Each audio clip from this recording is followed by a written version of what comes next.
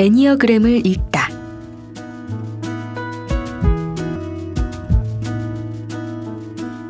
얼굴의 생김새를 통해 기륭화복을 예측하는 학문을 가리켜 관상학이라 한다. 독일의 계몽주의 철학자 칸트는 관상술이란 사람의 눈에 보이는 형태로부터 그 사람의 성향이나 사유 방식을 판단하는 기술로서 결과적으로 사람의 외모를 통해서 내면을 판단하는 기술이라고 정의했다. 동서고금을 막론하고 눈, 코, 입의 생김새와 얼굴에서 풍기는 인상을 통해 마음을 유추해왔던 것이다. 더불어 숨겨진 재능까지 유추할 수 있다. 무슨 뜻이냐면 대체적으로 날카로운 인상을 가졌다면 사물을 꿰뚫어보는 눈이 예리하다. 그들은 감성을 중시하는 이타적인 삶보다는 논리적이고 이성적인 삶의 방식을 선호한다.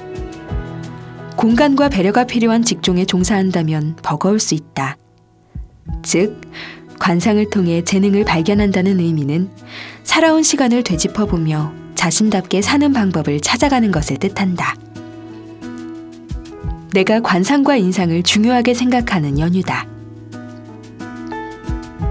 하지만 대다수의 사람들은 얼굴을 보며 삶의 흔적을 헤아려 성찰하기보다는 눈, 코, 입의 생김새에만 집중한다. 외모에 집착하는 것이다. 나 역시 거울을 보노라면 이따금 깊어진 주름이 먼저 눈에 들어오곤 한다.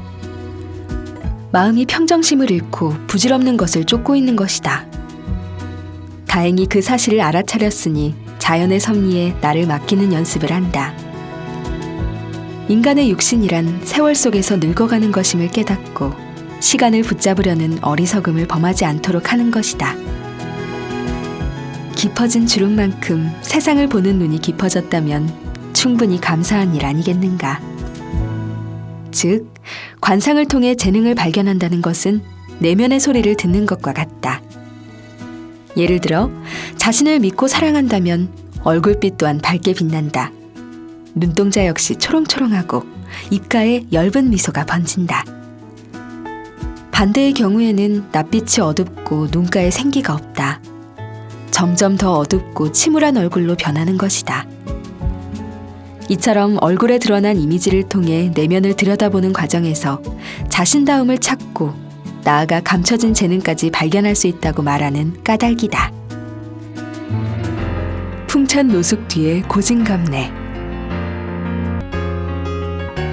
척박한 환경을 불굴의 의지로 개척해 성공에 이른 사람들은 이른바 깡이 세다. 7번 넘어지면 8번 일어난다. 그 과정에서 새로운 무기도 만들어낸다. 거듭된 실패 속에서도 성공을 향해 나아갈 수 있는 것이다. 그러므로 성공에 이르는 가장 큰 무기는 깡이라 해도 과언이 아니다. 더욱이 깡은 후천적으로 개발할 수 있는 능력이다. 끝까지 견디는 근성, 포기하지 않는 집념, 절망 속에서도 희망을 찾아내는 긍정의 힘이 어우러져 깡이 만들어지기 때문이다. 그래서일까? 척박하고 어려운 환경에서 성장한 사람일수록 깡이 세다. 그 모습이 호전적으로 드러날 때도 있지만 잔잔한 호수처럼 내면을 단단하게 만들기도 한다. 외유내강이라 하여 겉모습은 한없이 부드럽지만 내면이 강인해 인생이라는 이름의 여정에서 불가능을 지워나간다. 위기를 기회로 바꾸는 것이다. 극복할 수 있다면 어린 시절의 가난이 삶의 향기가 되어준다고 이르는 까닭이다. 때문에 깡이 센 사람들의 삶을 엿보면 코끝이 시큰하고 눈시울이 붉어질 때가 있다. 어렵고 힘든 시간을 견디어온 것이 대견한 동시에 애잔한 것이다. 예를 들어 주위를 살펴보면 절망이 그림자처럼 따라다니는 사람들이 있다. 깡이 없으면 자포자기할 테지만 깡이 세면 불굴의 의지로 일어선다. 그리고 마침내 위기를 기회로 만들고 비단 위에 꽃을 더하는 삶을 산다. 또다시 어려움이 오겠지만 깡이 있으니 충분히 이겨낼 수 있다.